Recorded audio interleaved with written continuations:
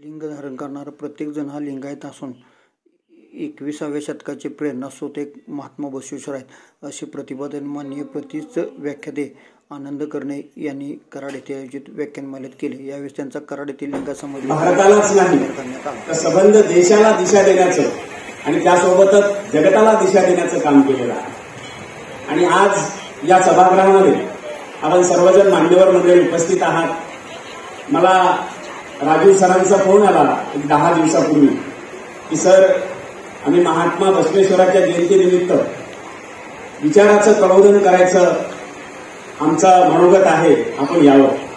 आणि म्हणून मी कुठलाही विचार न करता आपल्या सर्वांच्या भेटी होतील, समाजातल्या ज्येष्ठांच्या भेटी होतील, आपल्यालाही काहीतरी त्या भागामध्ये नाविन्य मिळेल।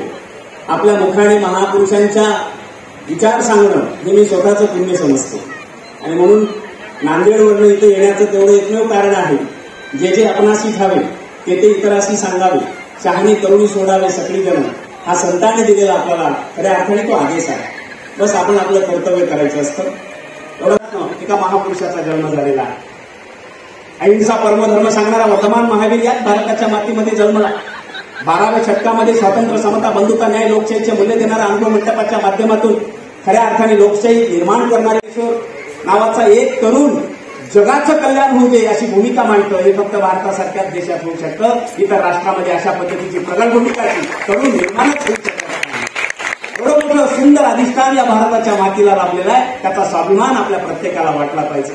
नाचू कीर्तनाचे रंगीत ज्ञानदीप लावून जगी म्हणणारा हा संत नामदेव याच भारताच्या मातीमध्ये जन्मला। आम्हा घरी शब्दाची करत शब्दाची शस्त्र एक करो, शब्दाची आमच्या जीवाचे जीवन, शब्दाची वाटू धन जन लोका, तुका म्हणे अम्मा शब्दचीच देव, शब्दाची गौरव पूजा करू, शब्दाचं महात्म्य सांगणारा जगद्गुरु तुकाराम महाराज याच महाराष्ट्राच्या मातीमध्ये जन्मास आला।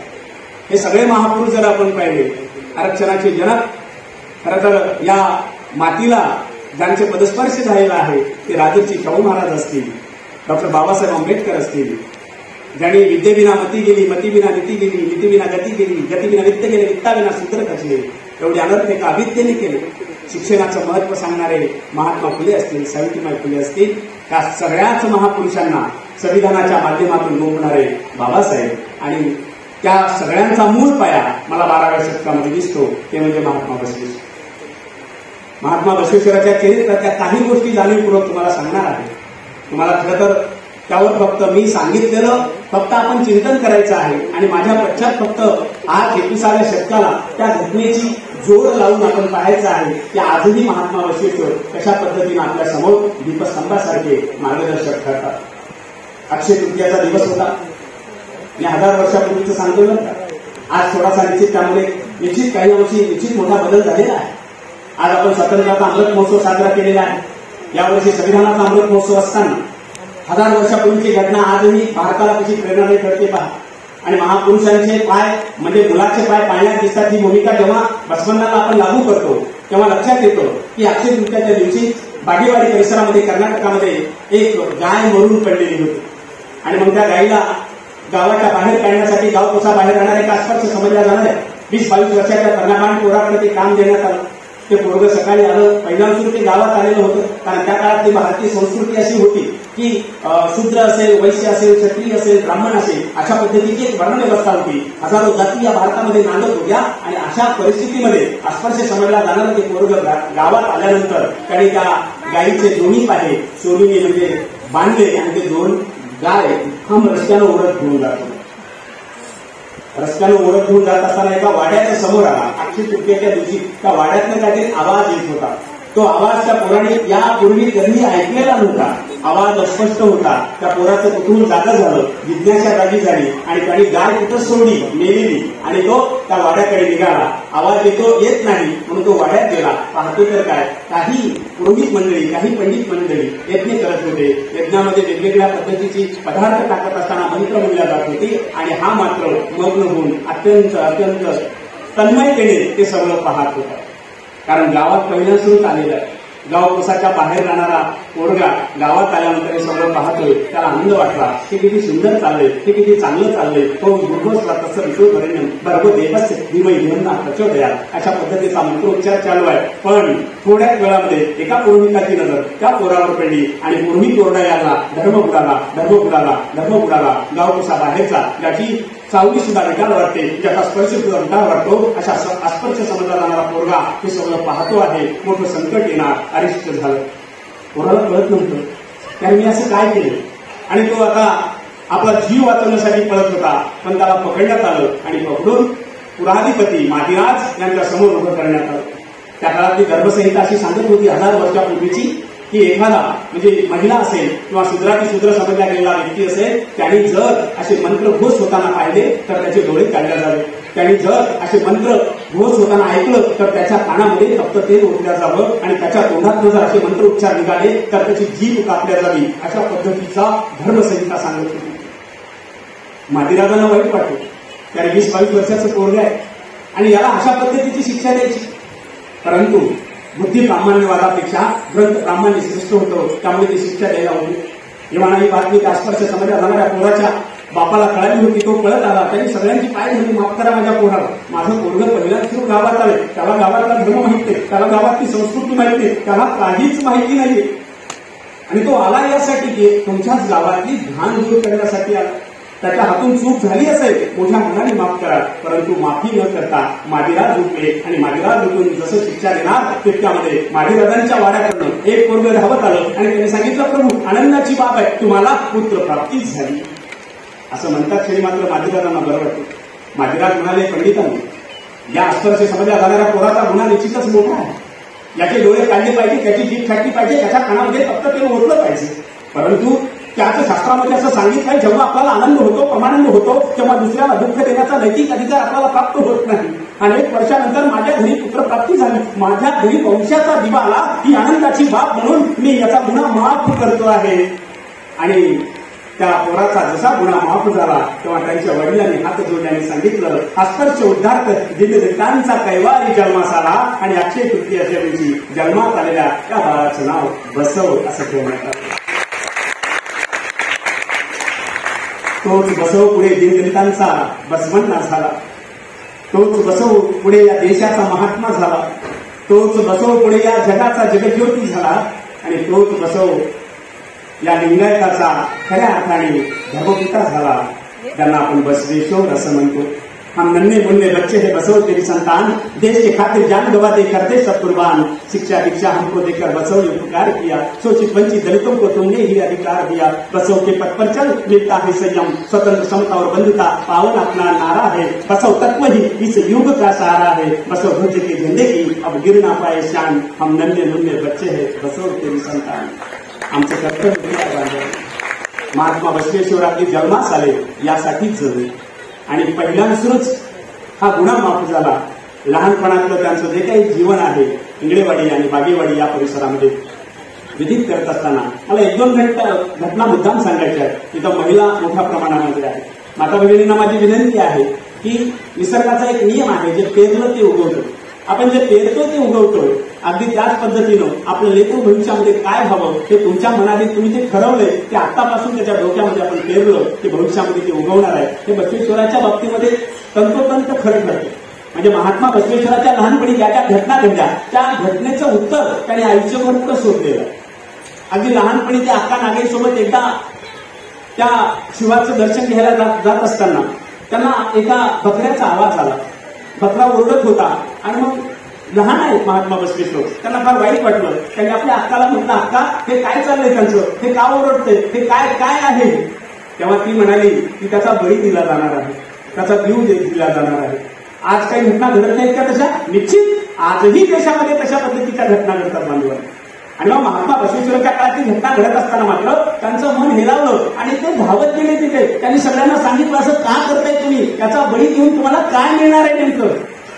हा ओरडतोय, याचा जीव वाचला पाहिजे. तेव्हा तिथल्या एका पंडितांनी सांगितलं की बाबा रे, याचा जीव जर यज्ञामध्ये दिला तर याला मोक्ष प्राप्ती होते, याला स्वर्ग प्राप्ती होते.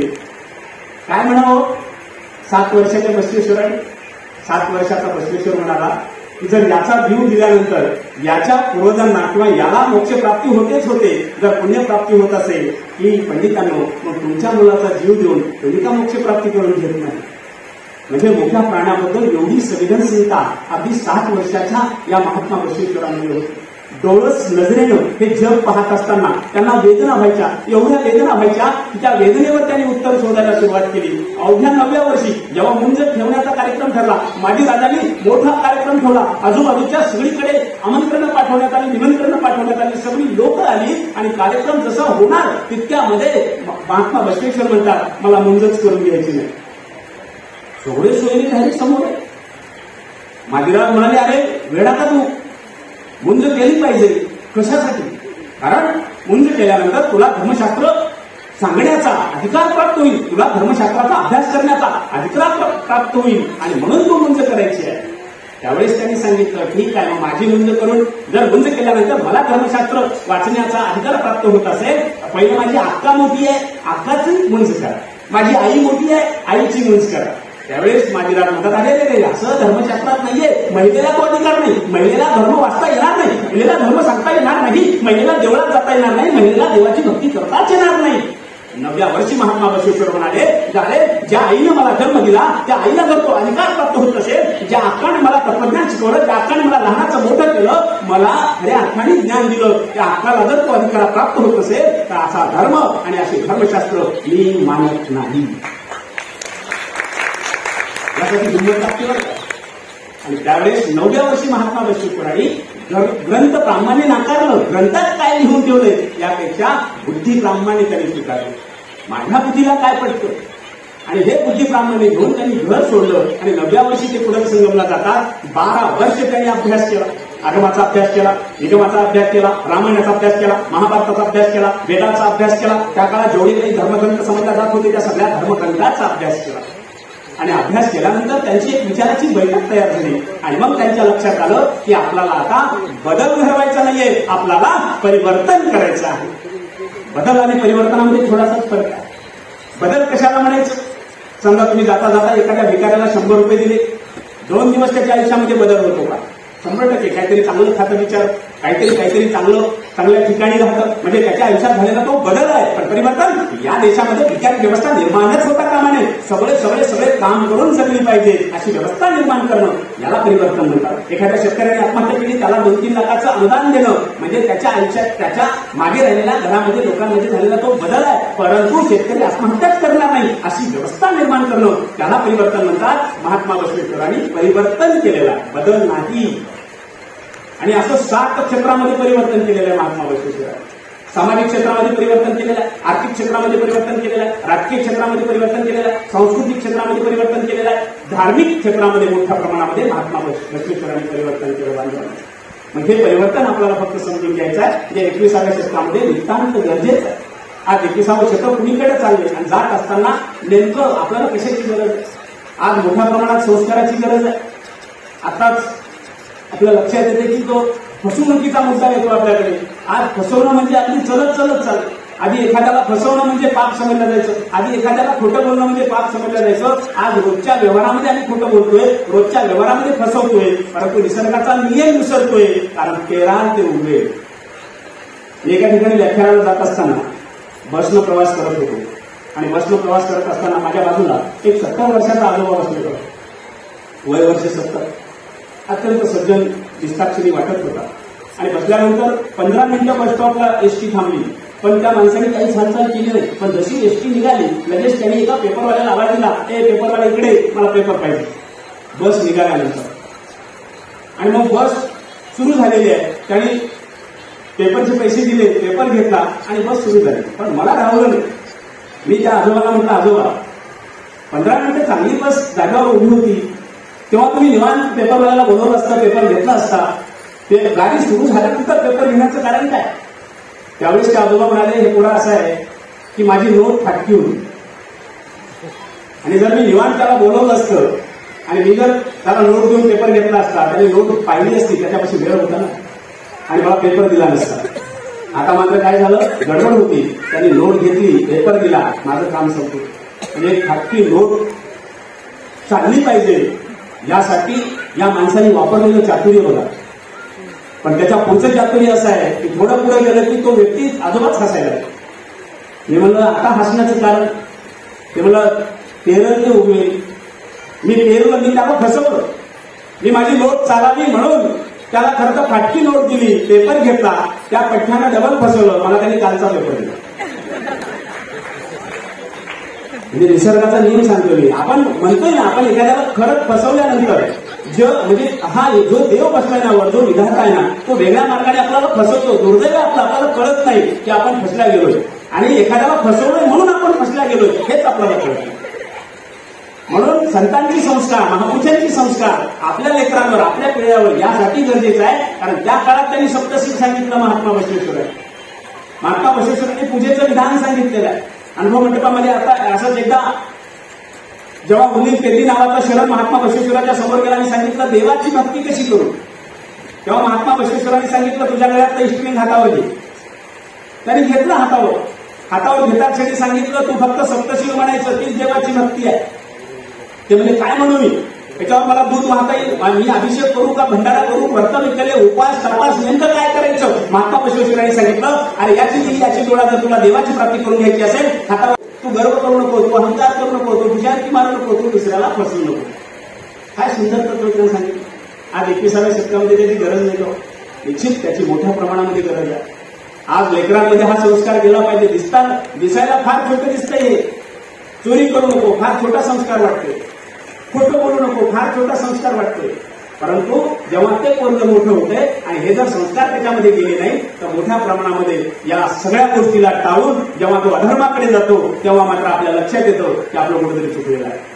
म्हणून महात्मा बसवेश्वर समजून घेत असताना त्यांनी दिलेला एक एक घटक आपण समजून घेणं गरजेचं आहे. आणि मला सांगताना निश्चित अभिमान वाटतो या गोष्टीचा, त्याला या भारताला अभिमान वाटावा अशी एक घटना 2019 मध्ये घडली.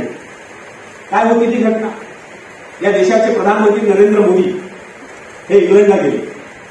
इंग्लंडला गेल्यानंतर तिथं आपल्याच भारत म्हणजे एक व्यक्ती काय करू शकतो बघा, आपल्याच भारतामधला नीरज पाटील नावाचा हा लिंगायत व्यक्ती इंग्लंडमध्ये स्थायिक झालेला होता, चांगलं काम केलेलं होतं, तो तिथला मेयर झालेला होता. पण तो सातत्याने बसवेश्वराचा अभ्यास करताना त्यांना काही गोष्टी निश्चित वेगळ्या पद्धतीच्या वाटल्या, त्यावर रिसर्च झालेला होता. त्यांनी तिथल्या पार्लमेंटला ह्या सगळ्या गोष्टी पुरवल्या. आणि आपल्या देशाच्या प्रधानमंत्र्यांचा सुद्धा महात्मा बसवेश्वरावर निश्चित मोठा अभ्यास आहे. आणि जेव्हा ते इंग्लंडमध्ये गेले, पार्लमेंटचं अधिवेशन सुरू होतं आणि पार्लमेंटचं अधिवेशन सुरू होण्यापूर्वी जी बैठक बसलेली होती सगळ्या मेयरची, त्या बैठकीमध्ये नरेंद्र मोदींनी साहेबांनी त्यांना एक प्रश्न विचारला की लोकशाहीची जननी इंग्लंड का? तर आम्ही सुद्धा प्रश्न लहानपणापासून आम्हाला परीक्षेमध्ये यायचा की लोकशाहीची जननी कोणत्या देशाला म्हणतात, आपण आपल्याला मार्क मिळाले म्हणून आपण इंग्लंड टाकायचं. पण जेव्हा प्रधानमंत्र्यांनी त्यांना प्रश्न केला तेव्हा त्यांनी उत्तर दिलेलं महत्वाचं आहे. पार्लमेंटने इंग्लंडचे असं उत्तर दिलं होतं की लोकशाहीची जननी इंग्लंड म्हणण्याचं कारण असं आहे की 1315 मध्ये मॅग्ना कार्टा नावाची एक धर्मसंहिता आमच्या देशात सर्वप्रथम आम्ही पारित केली, ज्यामध्ये स्वातंत्र्य, समता, बंधुता, न्याय ही मूल्ये देण्याचं काम आम्ही जगाला सर्वप्रथम केलं, म्हणून लोकशाहीची जननी इंग्लंड आहे. प्रधानमंत्र्यांनी सांगितलं एवढाच पुरावा आहे ना तुमच्यापाशी? ते म्हणजे हो. याच्या व्यतिरिक्त दुसरा काय पुरावा? ते म्हणजे नाही. मग आता आम्ही तुम्हाला पुरावे देतो. त्याला धाडस लागतं बरं का. त्याच देशाच्या भूमीमध्ये जाऊन आपल्या देशाच्या प्रधानमंत्र्यांनी पुरावे दिले, वचन साहित्य दिलं आणि सांगितलं की हे जर 1315 मध्ये घडलं असेल, त्याच्यापूर्वी 140 वर्षापूर्वी भारताच्या मातीमध्ये, दक्षिण भारतामध्ये अनुभव मंडपाच्या माध्यमातून महात्मा बसवेश्वर नावाच्या व्यक्तिमत्वाने स्वातंत्र्य, समता, बंधुता, न्याय ही मूल्ये नुसती सांगितली नाही तर कल्याणकारी राज्य निर्माण करून दाखवलं. म्हणून लोकशाहीची जननी ही इंग्लंड नसून लोकशाहीची जननी ही भारत आहे. त्या लोकशाहीचा जनक हा महात्मा बसवेश्वर आहे. हे मी सांगत नाहीये, हे आपल्या देशाच्या प्रधानमंत्र्यांनी तिथं केलेलं वक्तव्य आणि तिथं दिलेले संदर्भ, आणि त्या संदर्भाचं सगळ्यात मोठं यश कोणतं असेल तर तिथं विशेष अधिवेशन सुरू होतं आणि त्याच इंग्लंडच्या पार्लमेंट पुढे महात्मा बसवेश्वराचा, थेम्स नदीच्या किनाऱ्यावर महात्मा बसवेश्वराचा पुतळा उभा करून इंग्लंडने जगाला सांगितलं की लोकशाही ही महात्मा बसवेश्वरांनी दिली. किती स्वाभिमान वाटायला पाहिजे. नुसतं आपल्याला स्वाभिमान वाटणं नाही, संपूर्ण भारताला स्वाभिमान वाटावा अशी घटना घडलेली आहे. आणि मग जेव्हा आता इंग्लंडला जर महात्मा बसवेश्वराचा पुतळा उभा राहतो तर आपण निश्चित थोडा विचार केला पाहिजे की बाबा मग असं काय सांगितलं त्यांनी. आता मग आपली थोडी जबाबदारी त्यास वाटते ना. आपण जर त्याच्या रक्ताची वारसदार, आपण जर त्याच्या वाटेवर चालणारे खऱ्या अर्थाने त्यांच्या विचाराचे वारसदार आहोत, मग आपली जबाबदारी वाटते. आणि या जबाबदारीला घेऊन जात असताना मला निश्चितच आनंद वाटतो. भारत असा एकमेव देश आहे, लक्षात घ्या, की भारतामध्ये जे जे महापुरुष झाले, कुठलाही महापुरुष काढा, जिवंतपणे या महापुरुषांना इथल्या लोकांनी दगड मारलेले आहेत. पण जेव्हा हे महापुरुष मेले तर मारलेल्या दगडांचे स्मारक करून त्या स्मारकाला पूजण्याची पद्धत भारतामध्ये लक्षात घ्या. हे दुर्दैव आहे आपल्या देशाचं, खरंच दुर्दैव आहे. आणि महात्मा बसवेश्वरांच्या वाट्याला हे दुर्दैव आलेलं आहे.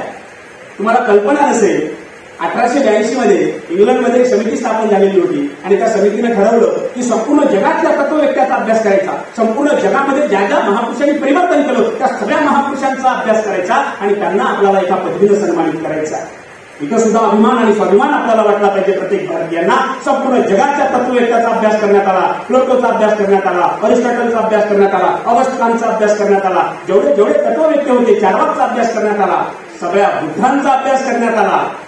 आणि 1882 मध्ये अभ्यासांती एक पदवी देण्यात आली आणि ती पदवी आहे इंग्लंडने दिलेली आहे, जगज्योती, जी महात्मा बसवेश्वराला देण्यात आहे. जगज्योती ही भारताने दिलेली पदवी आहे. जगज्योती ही महात्मा बसवेश्वराला इंग्लंडने दिलेली पदवी आहे. हा स्वाभिमानाचा आपण समजून घेतला पाहिजे. 18व्या शतकामध्ये लेनिन नावाचा तत्ववेत्ता त्यांनी रशियाच्या संसदेमध्ये महात्मा बसवेश्वराचा पुतळा उभा केलेला आहे. 18व्या शतकात त्यांना बसवेश्वर करायला आहे. या गोष्टी का सांगतो मी? या गोष्टी सांगणे यासाठी आहे की या सांगितल्यानंतर आपल्याला लक्षात येईल प्रत्येक भारतीयाने महात्मा बसवेश्वर समजून घेतला पाहिजे. पण आपण काय केलेलं आहे की महापुरुषांना जातीमध्ये, प्रांतामध्ये, धर्मामध्ये किंवा एखाद्या फार झालं तर देशामध्ये अडकून ठेवलेला आहे. मला निश्चित प्रांजळपणे तुम्हाला सांगेल की महापुरुष कुठल्या जातीचे, धर्माचे, प्रांताचे, भाषेचे नसतातच. महापुरुष सबंध मानव जातीचा कल्याण करण्यासाठीच जन्माला आलेले असतात. त्यातलं एक व्यक्तिमत्व म्हणजे महात्मा बसवेश्वर आहे. आणि महात्मा बसवेश्वराला समजून घेत असताना त्यांच्या आयुष्यातल्या काही घटना आज 21व्या शतकामध्ये निश्चित महत्वाच्या आहेत. जेव्हा त्यांचा विवाह झाला, गंगाविके विवाह झाल्यानंतर मंगळवेढ्यामध्ये जवळपास ते 22 वर्षे राहिले. तिथून पुढे 27 वर्षे ते कल्याणमध्ये राहिले. आणि अगदी लग्न झाल्या दुसऱ्या दिवशी आपली संस्कृती काय सांगते, काम केलं पाहिजे. हे भारताचं विधान आहे. पण आज आपण, तुम्ही जे आज तुमच्या क्षेत्रामध्ये मोठे असण्याचं एकमेव कारण काय आहे तर आपण काम करणारी माणसं आहोत. आपल्याला बसून खाण्याची प्रवृत्ती आपल्या संस्कारामध्येच नाहीये. पिढ्यानपिढ्या आपल्यामध्ये जीन्स काय आले, काय कवे केला, श्रम हाच देव आहे. हा जो जीन्स आहे तो महात्मा बसवेश्वरांनी आम्हाला दिलेला आहे. आणि अवघे लग्न हळद सुद्धा सुटली नाही आणि ते आपल्या मामाला म्हणतात, मामा बलदेवाला, ते राजा बिजळाच्या ठिकाणी मंत्रिपदावर आहेत, मोठ्या मंत्रिपदावर आहेत. मामा मला काम करायचं आहे, तो काम केलं पाहिजे. मामा म्हणल्यावर मला एकूण ते पोट घे, मी मंत्री आहे स्वतः, माझ्याकडे काही कमी आहे का? 7 पिढ्या बसून खातील एवढं माझ्याजवळ आहे आणि मला मुलगा नाहीये, तुला काम करण्याची गरज काय? त्यावेळेस महात्मा बसवेश्वरांनी सांगितलं, काय कवे केलास? फुकट खाणारा सगळ्यात मोठा ऐखव प्रवृत्तीला त्यांनी त्या काळात विरोध केला आणि स्वतः ते राज दरबारामध्ये फेरफटका मारत असताना कर्णिक पदावर ते लागले. 101 फोन पर महा त्यांना भेटायला लागलं. कर्णिक पदावरून प्रधानमंत्री होता. हा किती मोठा त्यांचा तपश्चर्येचा भाग असेल. कर्णिक सुरुवातीला होत आहे पण कामाच्या बळावर, आपल्या विद्वत्तेच्या बळावर, आपल्या पात्रतेच्या बळावर, आपल्या चिंतनाच्या बळावर, आपल्या अभ्यासाच्या बळावर ते त्या काळात सर्वात मोठं दक्षिणेचं राज्य आहे राजा बिजळाचं, त्या बिजळाच्या राज्यामध्ये प्रधानमंत्री झाले. हे आपल्या लेकरांना समजून सांगलं पाहिजे. म्हणजे क्लर्क जरी झाला, त्यांनी जर स्वप्न मोठी ठेवली तर स्पर्धात्मक परीक्षेमधून तो कलेक्टर होऊ शकतो. वकील जरी झाला, मोठी स्वप्न पाहिली तर तो जज काय, सर्वोच्च न्यायालयाचा अगदी मुख्य न्यायाधीश सुद्धा होऊ शकतो. हे संस्कार लेकरांमध्ये पेरत असताना त्यांना आदर्श महात्मा बसवेश्वराचा सांगितला पाहिजे. 1000 वर्षापूर्वी महात्मा बसवेश्वरांनी ते करून दाखवले आणि त्याचा वारसा जर आम्ही चालवत असू तर आम्ही निश्चित आजही 21व्या शतकामध्ये त्यांची प्रेरणा घेऊन पुढे जाऊ शकतो. अनुभव मंडपाची निर्मिती केल्यानंतर संध्याकाळी आता जसा अनुभव मंडप भरला असा अनुभव मंडप भरायचा. दिवसभर ते स्वतः काम करायचे. बघा, कोणीही व्यक्तीनं दिवसभर स्वतः काम करणे, पण समाजाबद्दल आणि राष्ट्राबद्दल किमान 2 तास तरी नंतर वेळ देणे, हेच तत्व महात्मा बसवेश्वरांनी 1000 वर्षापूर्वी सांगितलेलं आहे. आणि सांगत असताना एके दिवशी अनुभव मंडप भरल्यानंतर ते म्हणायचे, राष्ट्राची प्रगती ही वास्तव समस्येवर चिंतन करून झाली पाहिजे. म्हणजे संध्याकाळी अनुभव मंडपात काय चिंतन व्हायचं त्यांचं? सगळेजण बसायचे. 770 शरण हे एका ठिकाणून आलेले आहेत का? नाही, वेगवेगळ्या प्रांतातून आलेले आहेत. मरुड शंकरदेव नावाचा शरण हा अफगाणिस्तानामधून आलेला आहे. राणी बोलता देवी ही काश्मीरची राजकन्या आहे. परंगडी ग्रंथामध्ये ते सगळं राज्य सोडून राजा भोपाळ इथं आलेला आहे कल्याणमध्ये. म्हणजे संपूर्ण महाराष्ट्रामध्ये उर्लिंदेव आलेला आहे, उर्लिंद कीर्ती आलेला आहे. संपूर्ण संपूर्ण संपूर्ण देशातून ही माणसं आली आणि ही माणसं आल्यानंतर मग चिंतन करायला लागली. यामध्ये 770 पैकी जवळपास 700 हे पुरुष आहेत, 70 या महिला आहेत. महिलेला त्या काळामध्ये त्याने लिहिण्याचा अधिकार दिला, महिलेला त्या काळामध्ये त्याने ग्रंथ निर्मितीचा अधिकार दिला, महिलेला त्या काळामध्ये त्याने देवपूजा नाही तर देवपूजा दुसरी करण्याचा पण अधिकार दिला. स्वतःची देवपूजा करत असताना देवाची प्राप्ती करून घेण्यासाठी हे सगळे अधिकार महात्मा बसवेश्वरांनी त्या काळामध्ये दिले.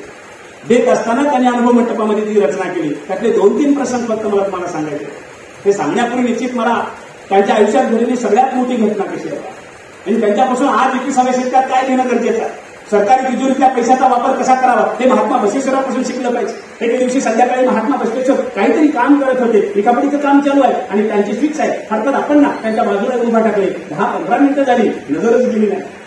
मग त्यांनी आपणाला बघितलं आणि सांगितलं काय काम काढले आपण गेले, पण पुन्हा वापस आले आणि सांगितलं बसवंत ते म्हणजे बोला. मी आल्यानंतर 15 मिनिटं तुम्ही तुमचं काम करत होता, माझं कामच होतं 2-3 मिनिटाचं, पण हे 2-3 मिनिटाचं काम करत असताना तुम्ही एक पंक्ती भिजवली आणि दुसरी पंक्ती म्हणजे दुसरा दिवा लावला. कारण काय?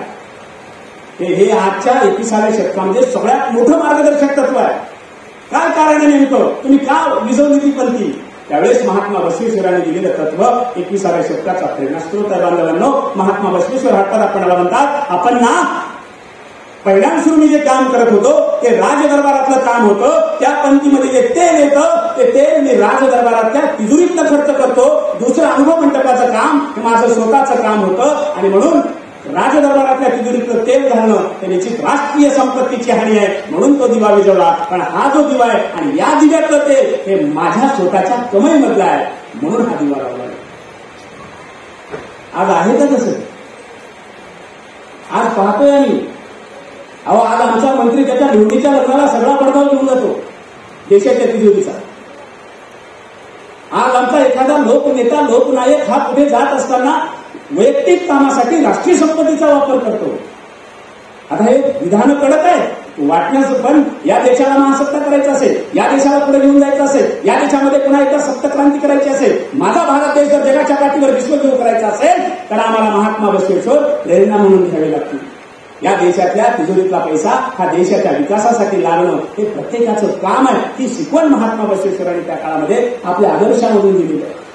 याच्या पुढे जाऊन मी सांगेन, याच्या पुढे जेव्हा महात्मा बसवेश्वर जातात एके दिवशी सहज घटना घडते की राजा बिजळाला एक सुवर्णपट सापडतो. सुवर्णपट घेतल्यानंतर त्याच्यावरची लिपी काही कळत नाही. ते बघतात आणि मग विद्वानाला बोलवतात, पंडिताला बोलवतात, कोणी वचना समोर येतात, तेही वाचतात, काही कळत नाही.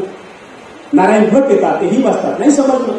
त्यावेळेस दिवस नावाचा एक व्यक्ती येतो आणि म्हणतो की राजा, आपल्या कर्णिक पदावर काम करणारा जो बसवंत आहे तो अत्यंत विद्वान माणूस आहे. आता ही लिपी आपल्याला तर काही कळत नाही, आपण त्यांना समजून घ्यायला घेऊ. आणि मग त्यावेळेस त्यांना निरोप देण्यात आला. महात्मा बसवेश्वरांनी त्यांच्या हातामध्ये ती लिपी दिली. लिपी पाहिल्यानंतर त्यांच्या लक्षात आलं. त्यांनी सांगितलं ही मूळ कन्नड दर्पण लिपी आहे, दर्पणाच्या सहाय्याने वाचता येईल. कारण सगळ्या लिपीचा 12 वर्षात त्यांनी अभ्यास केलेला आहे. दर्पण घेण्यात आलं. त्या दर्पणाच्या सहाय्यानं सुवर्णपटावरचे मजकूर वाचले आणि महात्मा बसवेश्वर म्हणाले की राजा, अत्यंत आनंदाची गोष्ट आहे, तुमच्या सिंहासनाखाली तुमच्या पूर्वजांनी 66 कोट सुवर्ण मुद्रा दळून ठेवल्या, सुवर्णयुगाची बचत म्हणून ठेवलेल्या आहेत आणि त्याच्या खाली आदेश पण आहे ते मिळाल्यानंतर राज्याच्या विकासासाठी वापरावे. आता सिंहासन फोडणं म्हणजे सोपी गोष्ट आहे का? पुन्हा शकून अपशकून आलं. त्यावेळेस सोंडी मच्छांना हा महात्मा बसवेश्वराचा विरोध, चांगली काम करत असताना दुसरे विरोधक आपण तयार करत असतो. बांधवांनी टीका करणारी माणसं तयार करत असतो. कोंडी मच्छांना सांगितलं राजा अजिबात या बसवेश्वराचं ऐकू नका. अहो, जर आपण सिंहासन फोडलं तर राजा मोठं घडांतर होईल, तुमचा जीव जाऊ शकतो, राज्य उद्ध्वस्त होऊ शकतं. आपण शकून त्या क्षणाला महात्मा बसवेश्वरांनी सांगितले की राजा, जर या काही सिंहासनाखाली जर सुवर्णमुद्रा सापडल्या नाही तर तुम्ही वाटेल की मला शिक्षा द्या, पण जर सुवर्णमुद्रा सापडल्या तर राज्याचा विकास होईल, राज्यामध्ये ज्या काही समस्या आहेत त्या समस्येवर उत्तर शोधता येईल, राज्याची प्रगती होईल, म्हणून होता. आणि राजा बिजळांनी बसवेश्वराचं ऐकलं, खोदण्याचा आदेश दिला. तिथं त्यांचे सासरे आहेत, सगळे बघायला लागले. जे जळत होते महात्मा बसवेश्वरावर त्यांना वाटलं की आता काही सापडणार नाही आणि शिक्षा मात्र मोठी होणार. ऐकत सापडलेत महात्मा बसवेश्वर आणि बघतात तर काय अगदी थोड्या काळामध्ये जसं बोललं तसं झालं. 66 कोट सुवर्णमुद्रा त्याच्या तिथे अगदी राशीच्या राशी खालून निघाल्या. त्यातल्या ओंजळवर घेतल्या राजा बिजळांनी आणि सांगितलं बसवांना, हे घ्या तुमच्या शौर्याचं बक्षीस, हे तुमच्या विद्वत्तेचं पात्रतेचं बक्षीस काय सांगावं बसवेश्वरांनी. हे सुद्धा आज 21व्या शतकाला प्रेरणादायी आहे. महात्मा बसवेश्वर म्हणाले, राजं हे मला तुम्हाला देण्याचा मला घेण्याचा अधिकार नाहीच आहे. हे तुमच्या पूर्वजांनी राष्ट्राच्या विकासासाठी ठेवलेली संपत्ती आहे आणि ती राष्ट्राच्या विकासासाठीच लागली पाहिजे असा त्यांचा आदेश आहे. आज आमची काय परिस्थिती आहे? आज असं काही थोडंसं आम्ही मिळवलंय असं वाटलं की आम्ही लगेच आमची यादीच देतो त्यांच्याकडे. आम्हाला हे प्राप्त झालं पाहिजे. म्हणजे जे निस्वार्थ भाव आहे, जे माझं नाही ते माझं नाहीच आहे, जे माझ्या श्रमाचं नाही ते माझं नाहीच आहे, ही म्हणण्याची भूमिका महात्मा बसवेश्वरापासून आम्ही शिकली पाहिजे. आणि शिकणं हेच संस्कार आहे. नाहीतर लेकराचं एखादं समजा त्याची कंपॅसिटी नाहीच आहे, त्यानं सांगितलं पाहिजे माझी नाहीच आहे, जरी सापडली तर मग तो ऊर्जेला घेऊन येईल, त्याच्यामध्ये तो संस्कार असेल. जर हा संस्कार नसेल तर तो घेईल, सापडली ना बस नाही. वापस करण्याची जी काही नीती म्हणतोय आपण, ही नीती आम्हाला महापुरुषांच्या चरित्रामधून भेटते. महात्मा बसवेश्वरांनी त्यांच्या घटनेमध्ये या गोष्टी सांगितलेल्या. अनुभव मंडपातला एक वास्तव समस्येचा मुद्दा तुम्हाला सांगणार आहे. आज देशामध्ये ज्या वास्तव समस्या त्यावर चिंतन होतंय का हे पाहणं गरजेचं आहे. आज देशामध्ये बेकारी आहे, आज देशामध्ये बेरोजगारी आहे, या सगळ्या गोष्टीवर चिंतन होणं हे महापुरुषांना अभिप्रेत असलेलं खऱ्या अर्थाने राष्ट्रनिर्मितीचं कार्य आहे. आणि नेमकं हेच कार्य त्या काळात अनुभव मंडपामध्ये महात्मा बसवेश्वर होते. त्यांनी जातीयता संपुष्टात आली. एक दिवशी तर सहज मडिवाळ माचिदेव म्हणाले की बसवांना जाती ईश्वर निर्मित आहे असं म्हणतात. आज आपण जे म्हणतोय की सगळ्या जाती डिझॉल्व्ह करून टाका, आपण सगळे भारतीय. निश्चित या भारतासाठी या विचाराची गरज आहे. आणि असा विचार करणाऱ्या प्रत्येक माणसांना माझी खऱ्या अर्थाने सांगणं आहे की आपण महात्मा बसवेश्वराचा विचार समजून घेतला पाहिजे. आज आम्ही म्हणतो आम्ही सगळे एक होऊ. 1000 वर्षापूर्वी महात्मा बसवेश्वरांनी सांगितलं, हा कुणाचा हा कुणाचा हा कुणाचा असे म्हणू नका देवा. हा कुणा जातीचा आहे, हा कुणा धर्माचा आहे, हा कुणा रंगाचा आहे, स्त्री पुरुष गरीब श्रीमान काही म्हणू नका. हा आमचा हा आमचा हा आमचा असेच म्हणवी देवा. हे पूर्ण संगम देवा, सर्वांना तुझ्या घरचा पुत्र म्हणा. 1000 वर्षापूर्वी बसवेश्वरांनी सांगितलेला. आज ज्या गोष्टीवर आमचा भारत देश विचार करतोय, आम्ही एक झालं पाहिजे, आम्ही नेक झालं पाहिजे, हे एक होण्याचं तत्वज्ञान महात्मा बसवेश्वराच्या चरित्रामध्ये आणि वचनामध्ये सापडतं. त्यांनी सांगितलं जात ही ईश्वर निर्मित नाहीये, जात ही व्यवसायावरून पडली. त्या संदर्भातलं ते एका वचनामध्ये म्हणतात त्यारे कपडे धुणारा धोबी झाला, मडके बनवणारा चांभार झाला, कुंभार झाला, चप्पल बनवणारा चांभार झाला, आभूषण बनवणारा सोनार झाला. या जगतामध्ये कानामधून कोणी जन्मला का असा प्रश्न त्यांनी ईश्वराला केलेला आहे. म्हणजे हे सगळे कायद करणारी माणसं होती आणि ही सगळी माणसं एकत्र करत असताना त्यांनी सांगितलं की माणसाची जे काही श्रेष्ठत्व म्हणतोय आपण ते एखाद्या श्रेष्ठ जाती जन्मला म्हणून तो श्रेष्ठ होता कामा नये. मग त्याचं श्रेष्ठत्व कशावर असलं पाहिजे? त्याचं श्रेष्ठत्व त्याच्या पात्रतेवर, त्याच्या गुणवत्तेवर, त्याच्या अभ्यासावर आणि त्याच्या अनुभवावर असलं पाहिजे.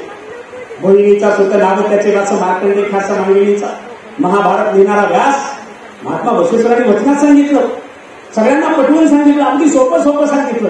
म्हणून तर जगातली सगळी माणसं महात्मा बसवेश्वराच्या विचारधारेकडे आहे. महात्मा बसवेश्वर त्या वचनामध्ये म्हणतात की महाभारत लिहिणारा व्यास कोण आहे? व्यास काही असा श्रेष्ठ समजल्या जाणाऱ्या जातीमध्ये, श्रेष्ठ समजल्या जाणाऱ्या वर्णामध्ये जन्मलेला नाही. तो एका मोहिनीचा पुत्र आहे, पण त्यांनी महाभारत लिहिलं आणि जगामध्ये तो व्यक्ती प्रसिद्ध झाला. म्हणून त्याच्या पात्रतेवरून आणि गुणवत्तेवरून विद्वत्तेवरून तो प्रसिद्ध होणं आणि त्याची विद्वत्ता समजली.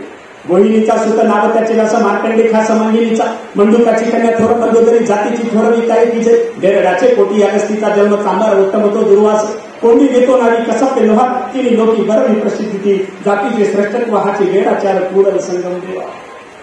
1000 वर्षापूर्वी बसवांना म्हणतात जो व्यक्ती आपली जात श्रेष्ठ म्हणतो त्याच्या एवढा वेळा माणूस जगात कोणीच नाही. आणि याचं स्पष्टीकरण देताना दिलेलं वचन अगदी निरक्षर माणसाला समजतं. बरं फार चर्चा व्हायची बरं अनुभव मंडपामध्ये. आता जशी संसदेमध्ये कायदा निर्माण होताना चर्चा होती ना, तशा पद्धतीची चर्चा अनुभव मंडपामध्ये व्हायची. आणि लगेच दुसरा शरणाने उठला आणि म्हणाला, शरण उदया म्हणाला, बसवांना तुम्ही म्हणताय खरं आहे पण यावर अजून काही स्पष्टीकरण. त्यावेळेस त्यांनी सांगितलं बाबा रे, ईश्वरांनी पक्षी निर्माण करताना भेद केला, ईश्वरांनी प्राणी निर्माण करताना भेद केला, पण ईश्वरांनी माणूस निर्माण करताना कुठलाही भेद केला नाही. यावर संदर्भात त्यांनी एक वचन दिलं. ते असं म्हणाले किती सोपं वचन आहे बघा, सांगायला एवढं सोपं आहे पण समजून घ्यायला अजून पिढ्यानपिढ्या आमच्या लागतील. ते असं म्हणाले जर मातीच्या चिखलात, किती सोपं आहे बघा. आता याच्यापेक्षा अजून काय सोपं करून सांगायचं असतो. जर मातीच्या चिखलात पक्ष्यांच्या पावलाची ठसे उमटली तर आम्हाला ओळखता येतं ते कोणत्या जातीच्या पक्षाच्या पावलाचा ठसा आहे. आम्हाला ओळखता येतं त्याच्या पक्षाच्या पावलाच्या ठशावरून ते बगड्याचं आहे का, ते कावळ्याचं आहे का, ते चिमणीचं आहे का, ते नेमकं कोणत्या पक्षाच्या जातीचं आहे. त्याच मातीच्या चिखलात जर प्राण्याच्या पावलाची ठसे उमटली तर आम्हाला ओळखता येतं ते कोणत्या जातीच्या प्राण्याच्या पावलाचा ठसा. आम्हाला ओळखता येतं ते वाघाचं आहे, कोल्ह्याचं आहे, हत्तीचं आहे, लांडग्याचं आहे, कुत्र्याचं आहे, मांजराचं आहे. आम्हाला त्याच्या चिखलामध्ये पडलेल्या पावलाच्या ठशावरून त्या प्राण्याची जात ओळखता येते. त्यापुढे जाऊन महात्मा बसवांना जगाला आणि या देशाला दिशा देतात. त्याच नदीच्या पात्राच्या चिखलात जर माणसाच्या पावलाची ठसे उमटली तर आम्हाला ओळखता येतं का ते कोणत्या जातीच्या माणसाच्या पावलाचा ठसा आहे. आम्हाला ओळखता येतं ते सोनाराचा आहे, ते कुंभाराचा आहे, ते ढोराचा आहे, ते डवाराचा आहे, ते वाण्याचा आहे, ते मराठ्याचा आहे, ते मातंगाचा आहे, ते महाराचा आहे. ओळखताच येत नाही. महात्मा बसवेश्वर म्हणतात ओळखता येतं रे बाबांनो, ते फक्त माणूस नावाच्या जातीच्या प्राण्याचा ठसा आहे आणि त्याची जात माणुसकी आहे, धर्म मानवता आहे. या विचार देणारा महात्मा बसवेश्वर आम्ही समजून घेतला पाहिजे. आणि हे समजून घेण्याचं तत्वज्ञान आज आपल्या देशासाठी खरंच आवश्यक आहे. आज देशामध्ये काय परिस्थिती आहे बघा. मी वास्तव परिस्थितीवर अजिबात बोलणार नाही, कारण आपण सगळे साक्षीदार आहोत त्या परिस्थितीचे. पण या परिस्थितीचं उत्तर मात्र तुम्हाला सांगणार आहे. ते उत्तर महात्मा बसवेश्वराच्या चरित्रामध्ये आपल्याला सापडतं. आमच्या गावामध्ये लोह्याजवळ एक सुनेगाव नावाचं गाव आहे. परवाची घटना आहे, 4 महिन्यापूर्वी घडलेली घटना आहे. मारुती गायाचा भंडारा झाला. भंडाऱ्यामध्ये सगळे प्रसाद खायला आले. एक गाव कुसाच्या बाहेरचा समजला गेलेला पोरगा तिथं त्या सगळ्याच्या माणसांच्या पहिल्या पंक्तीला बसला. गावातल्या सुवर्ण समजल्या जाणाऱ्या माणसाने म्हटलं, अरे तू पहिल्या पंक्तीला आमच्या मांडीला मांडी लावून बसतोस. आणि म्हणून त्याला बेदम मारलं. लक्षात घ्या, बेसूद होईपर्यंत मारलं. 21व्या शतकामध्ये हे घडलंय, हे घडतंय. आमच्या राष्ट्रपतीला अभिषेक करू दिला नाही, हे घडलंय, लक्षात घ्या. मी ह्याच्यावर का बोलतोय हे टीकात्मक नाहीये. यावर उत्तरं शोधली आमच्या महापुरुषांनी. मग ह्या महापुरुषांच्या जयंतीनिमित्त आम्हाला पुन्हा एकदा त्यांची उत्तरं घेणं अपेक्षित आहे. एकीकडे विज्ञान निश्चित समोर चाललंय, पण त्या विज्ञानासोबत अध्यात्म सुद्धा समोर गेलं पाहिजे. अहो, देशाचे राष्ट्रपती APJ अब्दुल कलाम धारवाडच्या भाषणामध्ये म्हणतात की महात्मा बसवेश्वराचं एक वचन जरी आपण पाळलं आणि त्या विचाराप्रमाणे आपण चाललो तर माणसाचा देव माणूस होण्याची ताकद महात्मा बसवेश्वराच्या एका वचनामध्ये आहे. ते कलाम साहेबांचं म्हणणं आहे. त्या देशाचे महात्मा गांधी म्हणतात पुढं अख्खं आयुष्य मी फक्त महात्मा बसवेश्वराची श्रम प्रतिष्ठा आणि स्त्री समानता यावर काम करणार. महात्मा गांधी अशा पद्धतीचं म्हणतात. सगळ्या महापुरुषांनी या महापुरुषांचा आदर्श घेतलेला आहे. हा आदर्श घेऊन पुढे जात असताना आपण मात्र त्यांच्या वचनाचा आणि त्यांच्या चरित्राचा अभ्यास करणं मला वाटतं नितांत गरजेचं आहे. त्यांच्या अनेक घटना आजही कालसंगत आहेत, आजही विचाराला प्रवर्तक आहेत. अस्पृश्यतेबद्दल त्यांचा विचार अतिशय महत्वाचा आहे. मला वाटतं डॉक्टर बाबासाहेब आंबेडकर यांनी घटनेमध्ये जे 17वं कलम टाकले, भारतीय राज्यघटनेच्या 17व्या कलमानुसार अस्पृश्यता कायद्यानं म्हणजे पाळणं हे कायद्यानं गुन्हा ठरवण्यात आलं. पण 12व्या शतकामध्ये सर्वप्रथम अस्पृश्यता नष्ट करून त्याच्या गळ्यामध्ये इस्टलिंग देण्याचं काम महात्मा बसवेश्वरांनी केलं. समतेचं इस्टलिंग त्यांच्या गळ्यामध्ये दिलं आणि सांगितलं तू अगोदर कोणत्या जातीचा होता माहिती नाही, आता तो लिंगवंत झाला. तू आणि मी आता सारखे आहोत. आपण एकत्र बसू शकतो, रोटी व्यवहार करू शकतो, बेटी व्यवहार करू शकतो. एकत्र बसून आपण ज्या ज्या गोष्टी आहेत त्या करता येतील, कारण आपण दोघं एक आहोत. ही भूमिका महात्मा बसवेश्वरांनी त्या काळामध्ये मांडली. जातीयतेचा मुद्दा त्याने खोडून टाकला, अंधश्रद्धेचा मुद्दा त्याने खोडून टाकला. ते एका वचनामध्ये असं म्हणतात, आज उद्या नका म्हणून आपण आजही अंधश्रद्धा डोक्यात घेतो. एवढं आपण खरंच शिकल्यानंतर सुद्धा आमच्याकडे आज सुद्धा अंधश्रद्धेला आम्ही बळी पडतो आहोत. घराचा दरवाजा कुणीकडे असावा यावर आमच्या घरामध्ये भांडणं होतात बांधव. घराची खिडकी कुणीकडे असावी यावर भांडणं होतात. महात्मा बसवेश्वरांनी 1000 वर्षापूर्वी सांगितलं, अरे तुमच्या घरामध्ये सुख नांदायचं असेल, तुमच्या घरामध्ये एकोपा नांदायचा असेल, तुमच्या घराची सर्वांगीण प्रगती करायची असेल तर घराचा दरवाजा कुणीकडे आहे बघू नका, घरातल्या माणसांची तोंड एकमेकांकडे आहेत का ते बघा. आमचे चेहरे एकमेकांकडे आहेत का? संवाद तुटतोय बांधवांनी. आज मोबाईलच्या सोशल मीडियाच्या जमान्यामध्ये कशा पद्धतीचा संवाद तुटतोय आपण बघतोय ना. मला वाटतं तुम्ही स्वीकाराल नक्कीच. जेव्हा मुख्याध्यापक आल्याने मी म्हणला तुम्ही मुख्याध्यापकाच होता, तुम्ही लेकराला सांगू शकत नाही. ते म्हणलं सर 10 तास स्क्रीन टाइम आहे त्याचा, मोबाईल घेतोय ऐकत नाहीये, विनंती तुम्हाला तुम्ही थोडंसं समजून सांगा, तुमचं ऐकेल तो. पण त्या दिवशी मी काही सांगितलं नाही. त्याला म्हणलं आज मी काही सांगू शकत नाही, तुम्ही 1 महिन्यानंतर या. आणि ते खरंच निराश होऊन गेले. पण ते पक्के होते. पुन्हा 1 महिन्यानंतर आले आणि 1 महिन्यानंतर आल्यानंतर त्यांना सांगितलं, मी त्या पोराला समजून सांगितलं, काउन्सिलिंग केली, त्याच्या डोळ्यात पाणी होतं. त्यांनी प्रतिज्ञा केली की आजपासून मी माझ्या कामासाठी फक्त तास 2 तास जे काय असे मोबाईल वापरेल, त्यानंतर मी मोबाईलचा वापर करणार नाही. हे त्यांनी मान्य केलं आणि मग जसे ते चालते झाले, वडील पुन्हा परत वापस आले. सांगितलं, सर एवढंच सांगायचं होतं तर मग आधी का सांगितलं नाही, 1 महिन्यानंतर कशाला बोलवलं. त्यावेळेस मी त्यांना प्रामाणिकपणे सांगितलं की जेव्हा तुम्ही आला होता मी त्याच्या डोळ्यात डोळे घालू शकत नव्हतो, कारण मोबाईलचं व्यसन त्याला ती काय माहित नाही, मलाच जास्त होतं. आणि जर मलाच असेल तर मी त्याला कसं सांगू. म्हणून 1 महिना सर्वप्रथम मी मोबाईल पासून दूर झालो. आवश्यक कामात मी मोबाईलचं काम हाती घेतलं आणि मग माझ्या लक्षात आलं की नाही बाबा, ते मोबाईल घातक आहे, कामापुरता वापरणं चांगलं आहे. मी सुरुवातीला सुरू केलं आणि मग आता मी निश्चित त्याच्या डोळ्यात डोळे घालून सांगू शकलो, म्हणून त्यानं ते ऐकलं. मागील 3 वर्षापासून मी हा छोटा मोबाईल वापरतो.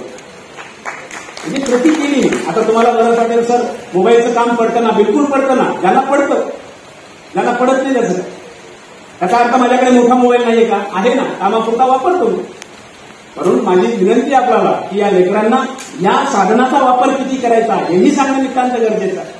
आणि हे सांगत असताना मग आम्हाला त्यांच्यामध्ये संस्कार रुजवणं, यासाठी मला वाटतं अशा जयंतीचे कार्यक्रम वारंवार होणं, यातनं प्रबोधन होणं नितांत गरजेचं आहे. महात्मा बसवेश्वराचे आयुष्य अशा पद्धतीनं आपल्याला प्रेरणा देतं. 21व्या शतकाच्या प्रेरणा स्वतःला समोर घेऊन जात असताना मला शिवाजी महाराजांचं मुद्दाम उदाहरण सांगायचं. मला इथं बसलेल्या प्रत्येक लिंगवंताला सांगायचं आहे की आपण आपल्या अस्मिता जाग्यात ठेवल्या पाहिजे.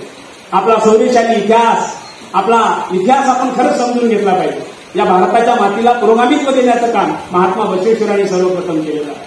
त्यांचा वारसा पुढे जात असताना घटना तशीच आहे. जेव्हा छत्रपती शिवाजी महाराज दक्षिणेकडे जातात, संपूर्ण दक्षिणेकडचा प्रदेश जिंकतात आणि जिंकून वापस येत असताना मात्र एक बेलवाडीचं ठाणं लागतं. तिथं सावित्री देसाई नावाची लिंगायत स्त्री राज्य करत होती आणि ती राज्यकर्ते आहे. शिवाजी महाराजांनी सगळ्या सरदारांना सांगितलं, इथं आक्रमण कोणी करायचं नाही, कारण ही जी राणी राज्य करते ना ती आपलीच आहे, शिवसंस्कृतीची ही उपासक आहे. आपला जो विचार आहे तो विचार खऱ्या अर्थाने ती पुढे घेऊन चाललेली आहे. म्हणून यांच्यावर आक्रमण करायचा प्रश्नच येत नाही. आणि निश्चित माझ्या राजांनी आक्रमण केलं नाही, पण जसं राजा पुढे आला त्यांच्यामध्ये काही सरदार असतातच ना.